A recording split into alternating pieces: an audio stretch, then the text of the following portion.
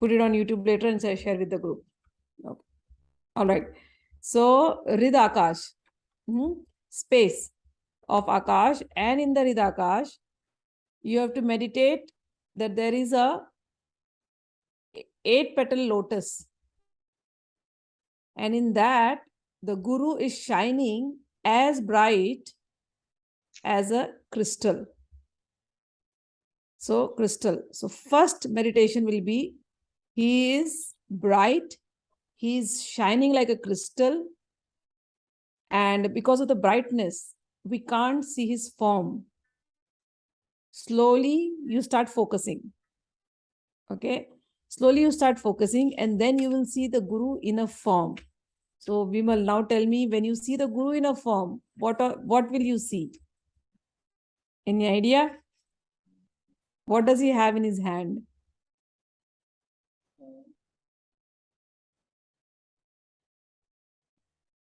What color dress he wears? Yellow color.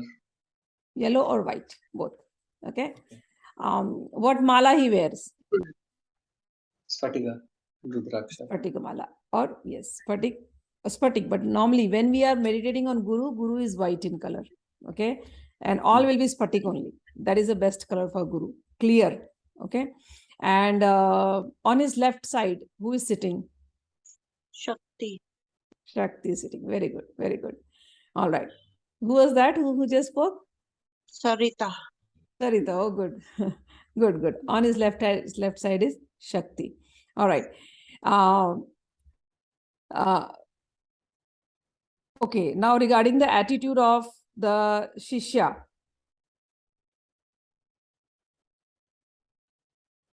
As you said, if the Shishya behaves wrongly with the Guru, say when the attitude is he just shouts at the Guru, does not give him the proper respect, what happens to the Shishya then? What is the gati? Where will he go? Any idea?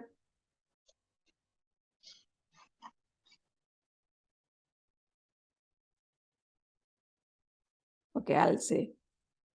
If you disrespect your Guru, you become, it is written here, if you talk unnecessarily, it is not to square you, but we have to be very careful in our behavior with the Guru. It says, Guru tvakritya hunkritya Guru nirjitya vadataha, who fights with Guru, who argues with Guru unnecessarily, tries to put the Guru down. Aranye nirjale deshi, that person will be punished. He will be living in a desert where he will not even get water. And sometimes, if the case is extreme, they turn into Brahma Rakshas. So, with Guru, we have to be very, very, very, very careful. Now, when I say very careful, one is your Guru is in your heart. Where else is the Guru? Just go on telling you, whatever you understand, not from the Guru Gita, whatever is your understanding. Sahasrar Chakra. Sahasrar Chakra. Yes, he's in Sahasrar Chakra. Where else? Center of the head. Center of the head. Okay. So if the Guru is in your center of the head, and if the Guru is in your heart, is he in the heart of others too? Yes. Okay. So when we have to respect the Guru, should we be respecting the Guru in others' heart too? Believe so. Yes, good. We need to, right? So if somebody is your enemy, does the Guru reside in that enemy's heart? Yes. Okay. Who spoke the Guru Gita? Shiva. Shiva. Is there a difference between Guru and Shiva? No. No. So if Guru is in somebody else's heart, Sarita is saying something? No. Okay, Listening. No. Yeah. Yeah. I just wanted to have a question answer session. So it's nice, fun, you know. Because so the Guru is same as Shiva. Shiva and Guru are one. Guru resides in everybody's heart, including your enemy's heart. Shiva also resides in everybody's heart, including your enemy's heart. So when we are walking on the path of Guru, our behavior has to be changing completely. The day you start seeing Guru and Shiva even in your enemy, then you have actually understood the tattva of a Guru, the Guru's essence. I asked you all these questions to bring you to this point. One of the most important point in sadhana, my Guru used to tell, my father, forgiveness. Forgive even your enemy. And I'm stressing on this point so many times. I will stress because this is one of the major hurdles in sadhana. Whenever I used to go to him to complain about somebody else, and I would feel, oh, he will take my side. He would never take my side. He will say, what is Kamakhya's first vachan? And I would say, yeah, forgive and forget. And he will say, not forgive and forget. Forgive and forget even your enemy. Okay. So when we are doing on sadhana, this one point you have to always remember when we read the Guru Gita, it is not mere chanting. It is to understand the principles. If you are seeing Guru in your heart, the Guru is in the enemy's heart too. You will do the external dealing with the enemy. If the enemy is behaving bad, you will talk to them in a stricter tone, in the tone in which they have to calm down. But your heart has to be as clean like the spatik. Okay? In your heart, you cannot have resentment for anybody. That is how the Shishya realizes the Guru. Guru Tattva means not just in your heart, not just in your sastrar. Guru is in everything, everybody, every place, every atom. Now you understand? When I ask you the question, where is Guru? Start from your heart to others' heart, to your family's heart, family people, to your relatives, to your enemies, in all animals, whether they are, ferocious or whether they're pets, all animals, all trees, even in the mountains, even in the air, even in the sky, even in the ocean, Guru Tattva is everywhere.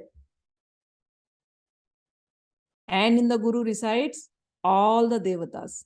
Understand this, Sarva Deva Mayo Guru. All Devatas are also inside the Guru.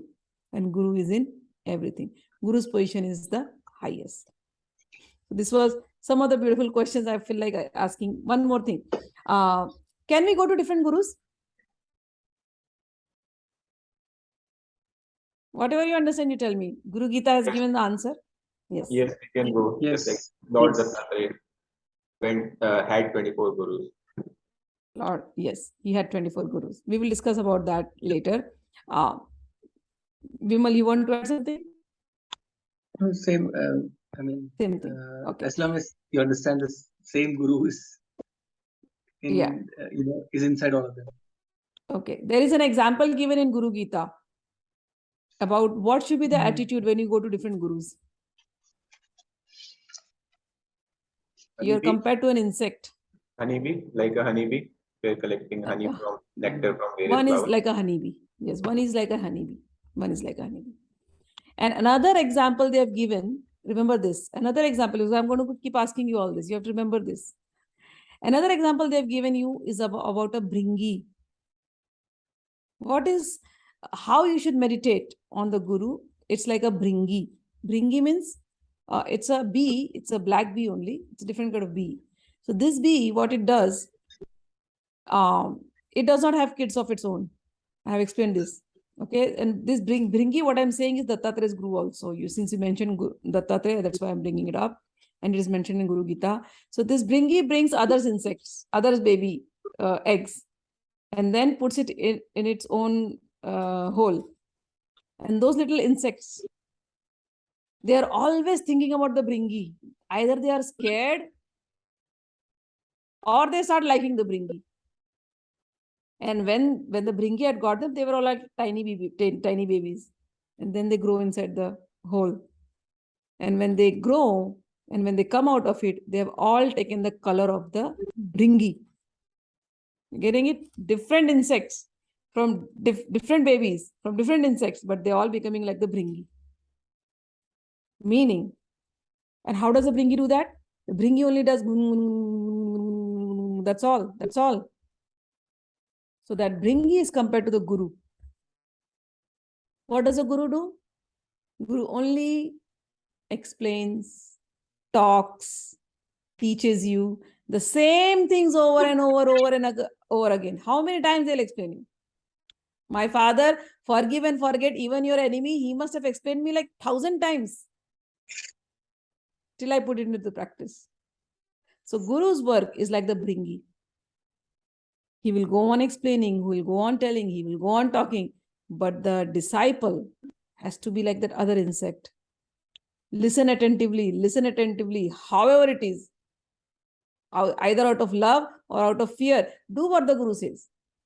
One day, slowly, when you are so attentive and listening and following and practicing, one day you will get the color of the Guru and you'll become a Guru. So Gurus, as I always say, Gurus are not interested in disciples. They want each and every of their disciple to become capable enough to teach others. If I teach you, you should be able to teach others also. Okay, so Guru Gita we are learning. So many beautiful things of Guru Gita we are learning. You should be able to teach to others also. If I am there, if I'm not there, doesn't matter. I'm also just, just a source, just a medium. You also will become a medium one day. So learn with that attentiveness. Okay. Now, one thing I'm going to take one little more time. Gaurav had asked one question to me on personal that how to bring mindfulness. And I was teaching him. I think I should share with you guys also. There is one line here in Guru Gita 98.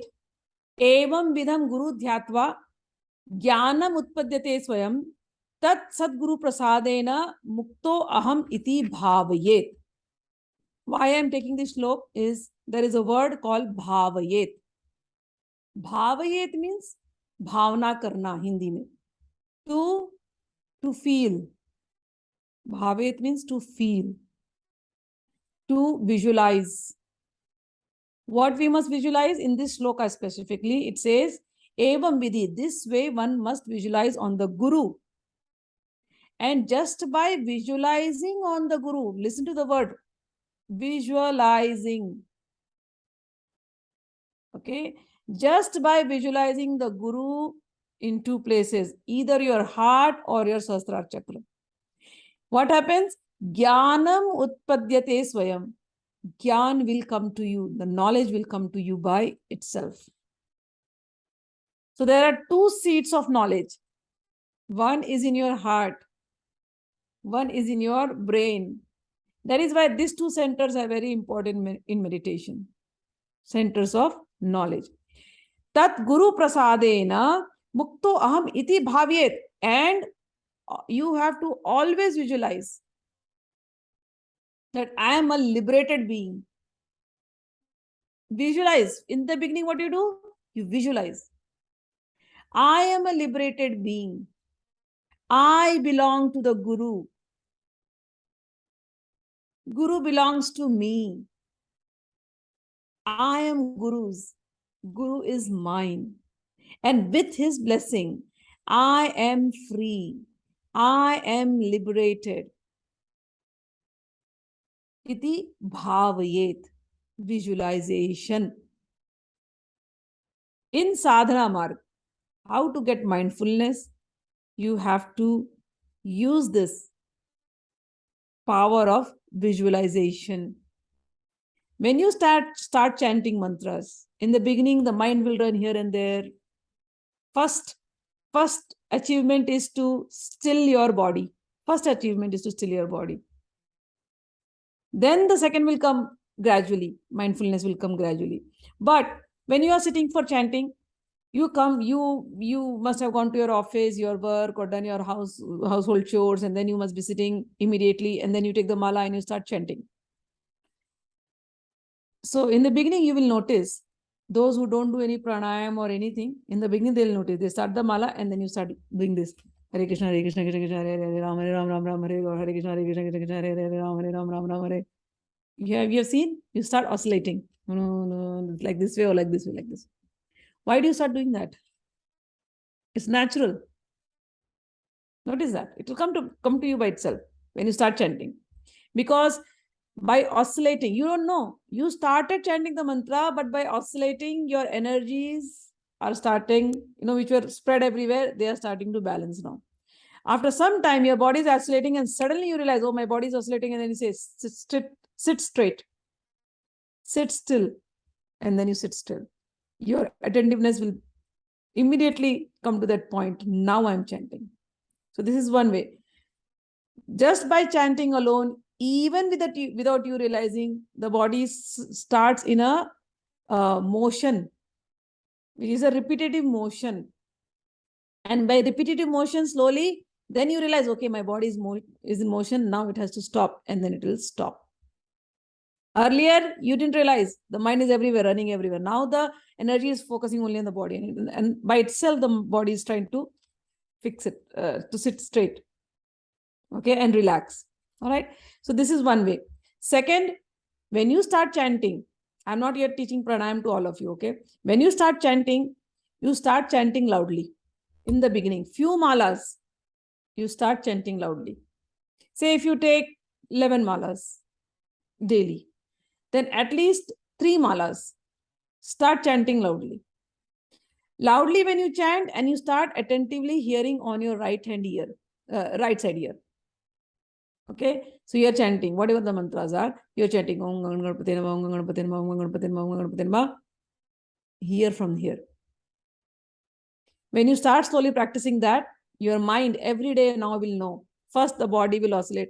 Om Ganapati Nama, Om Ganapati Nama, Om Ganapati Nama, Om Ganapati Nama, Om Ganapati Nama, Om Ganapati Nama, Om Ganapati Nama, Om Ganapati Nama, like that. And then slowly, then you start hearing Om Ganapati Nama, Om Ganapati Nama, Om Ganapati Nama, Om Ganapati Nama, Om Ganapati Nama, Om Ganapati Nama. Listen only to this ear. So this is one tip I'm giving you to bring mindfulness. Afterwards, after the 3 rounds, I'm taking example of 11 malas. That's why I'm taking 3 rounds. If you increase your count, then divide it accordingly.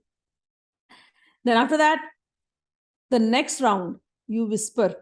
So this first round which you do, the 3 rounds which you do is called Vaikri. Vaikri means loud chanting. The next 3 rounds, how you do, you whisper.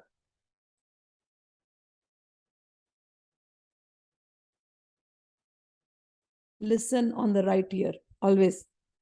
And by that, this second set, when you start whispering, is called as Madhyama. And after this 6 rounds, then you close your mouth and let only the tongue move inside.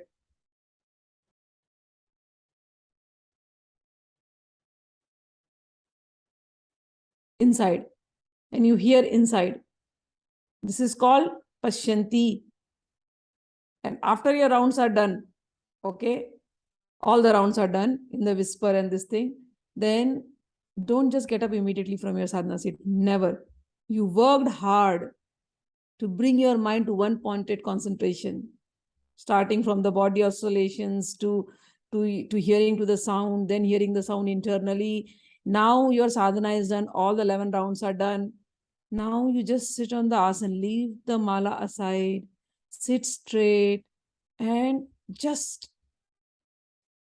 be. Whatever the sound you have been hearing all this time, it will start vibrating inside you. Just listen to that. Even if it is not vibrating, maybe in the beginning it will not. It takes time. So in the beginning, what you do, you leave the mala aside, you leave everything. Now you are calm. Just sit. If your eyes are open, look at the picture of God or Gurus without moving your eyes here and there, as long as you can see. Close your eyes later and then sit. Sit and experience that peace. Make it a habit to experience the peace as long as you can hold it. Then after 5 minutes, after 10 minutes, then you get up. Don't get up and immediately start talking to everybody. Continue that peace. It will go away by itself slowly. Only when necessary you talk, otherwise you don't. Maintain that peace. If you start practicing like this every day, within 1 month, you will see that the concentration will become quicker and quicker and quicker. Your mind knows it. If the mind experiences peace once, that's the natural state for all of us.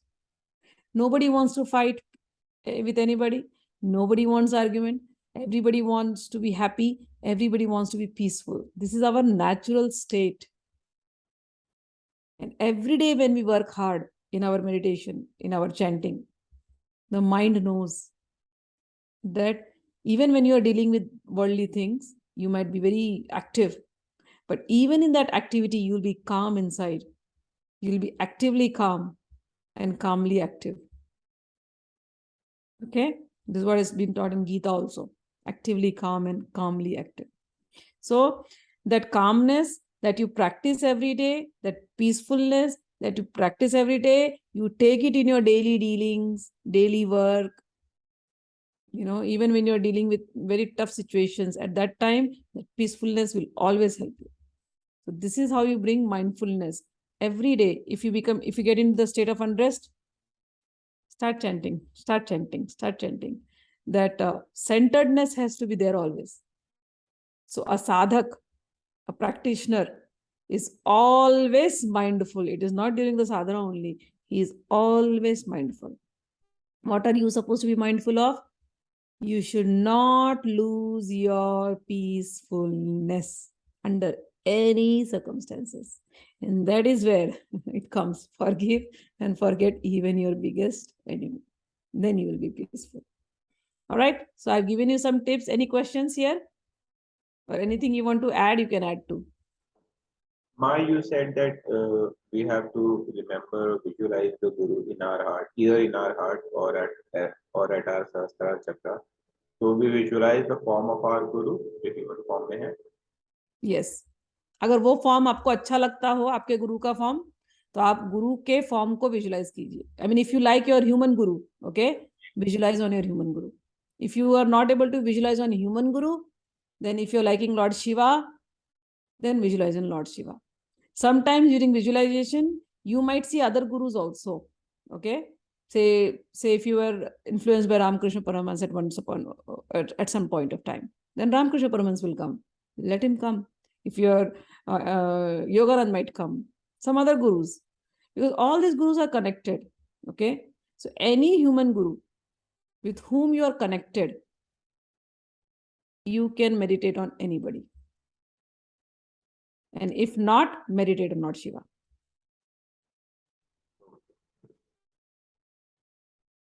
Got it? Okay. Any more? Didi, you said about Hare Rushta Guru Strata. So if Lord Shiva is angry, Guru saves. And if Guru is angry, even Shiva can't save. They both are the same. Then why is that? Why? I wanted to ask you why, but I will explain you. Is it because Guru is the mother also? Guru is everything. I'll tell you. How does God speak? If God wants to speak you, how will he speak? He has to use the Guru. Acharya mam vijaniyat. Remember this statement always. Acharya mam vijaniyat. The Acharya is my form. Do not take him as an ordinary body. This is Krishna's word. Okay, Krishna has given these teachings to Uddhav. There is one Gita, you guys know, Bhagavad Gita. Another Gita is Uddhav Gita, which comes in Srimad Bhagavatam, 11th canto. And Krishna says, Acharya is my form. And do not think that the Acharya is just a mere body. Okay? Now, there is a deep meaning to it. Krishna says, if I have to speak, I have to use some body to speak. And I use the body of the acharyas. I use the body of the saints. I use the body of devotees to speak, to give that knowledge. So God is speaking through us, through saintly person, through sages, through acharya. So Acharya is giving us all instructions how to behave good and how to connect to God, right? He is the medium. And if we fight with Acharya, Acharya is upset with us. We break that relation with our Acharya. Even if Guru wants to help you, even if God wants to help you, how will he help you? There is no Acharya, the link is broken. Acharya can take you to God because God is speaking through the Acharya. But if you remove the Acharya in between, God has no way to connect to you. God has no way to connect to you. So that means if you upset the Guru, God is upset. God is upset. If God is upset, say, and the Guru is alive, okay, and you're talking to the Guru, you go, oh, Gurudev, I have this problem. And Guru says, worship like this, do this sadhana, correct yourself this way. Guru is speaking to you. Guru is speaking to you. And Krishna says, that Guru who is speaking is me. And then you go and fight with the same Guru and say, you go away. I don't even know who you are. Krishna will be like, okay, the door is closed. I can't help you. You getting my point? Vimal? Yes, thank you. Yeah. All right. Any more questions? All right. Okay. No questions. So just remember, Haro Rushto Guru Trata is Guru is the medium through which God speaks. That's the moral of the story. If that medium is not there, God cannot speak to you and nobody in the world can help you then. But if the medium is there, Guru is there, then he can take you safely to God. And in many janma, Guru's position is so beautiful. In many, many lives, once you join hands with Guru, he will not leave you. In many, many, many, many lives, he will hold your hands till you reach the final journey, till you reach to God. That is a beautiful relationship with Guru and disciple. All right. Any more thing, or we just end up the session now? You told, you're telling about this, like I have heard this phrase a lot many times. So what does that mean? Like if, like, let's say 4 or 5 lifetimes back I had a guru, so you're talking about that personality, that specific person, or the tattva? The tattva. Because that person will come to you in this life also. Whoever is your guru 4 or 5 years ago, with whom you are connected very deeply, those people are going to come to you and meet you in this life also. Even if they are not there, they will guide you from somewhere or the other. Or through their parampara, they will guide you. So Guru, say the Guru might have incarnated or the Guru is in his Siddhalok. 2 things only can happen. If the Guru is incarnated, you will be attracted to that person. And you will start talking about those topics to that person. And you will know. Your heart will accept that person as a Guru. It's a matter of heart. It's a matter of heart, okay? There is nothing else.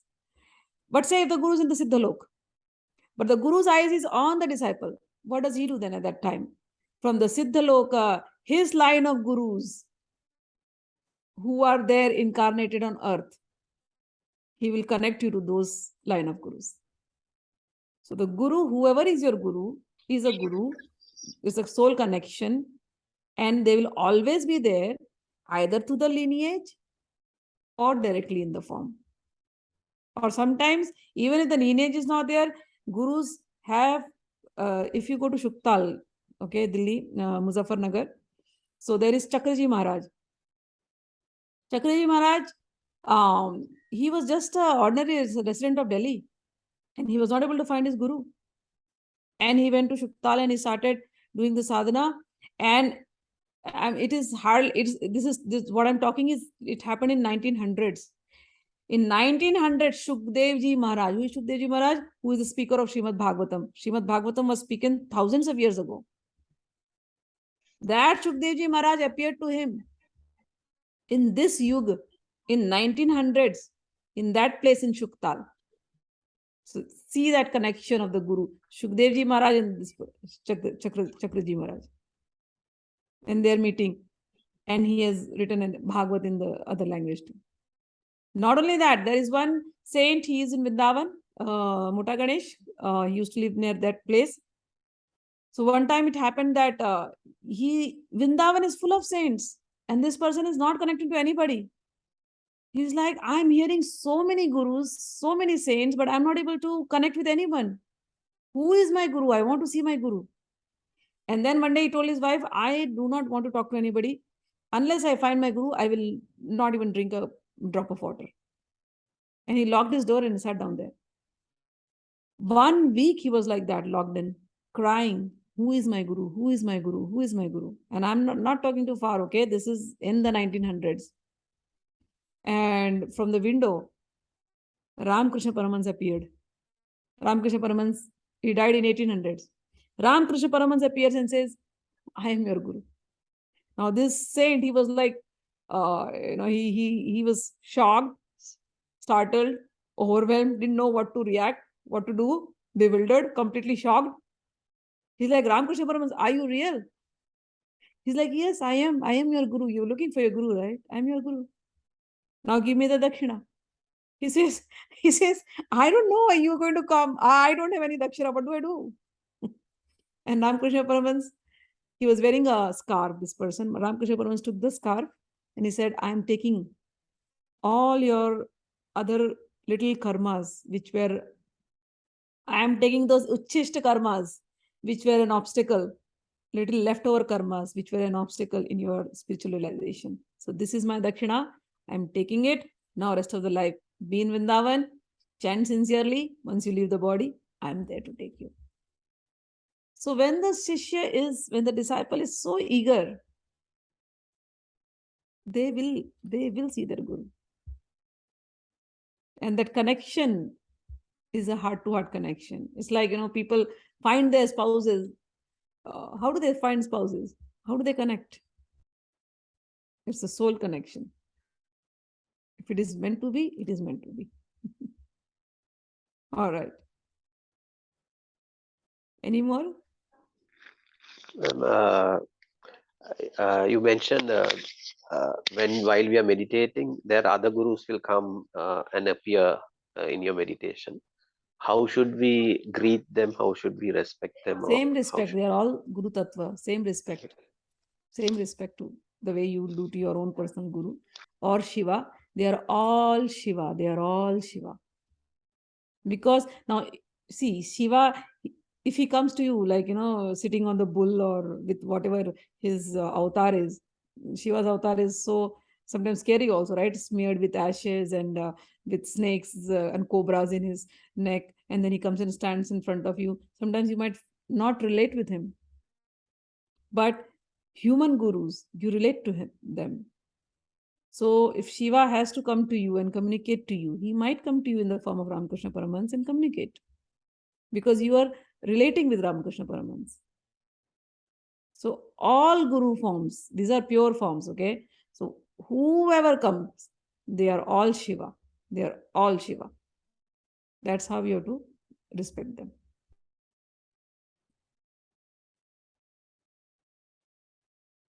Any more? Yah Guru Sah Shiva. Always remember this statement. Yah Guru Sah Shiva. Yah Shiva Sah Guru. Who is Guru is Shiva and Shiva is Guru. Any more?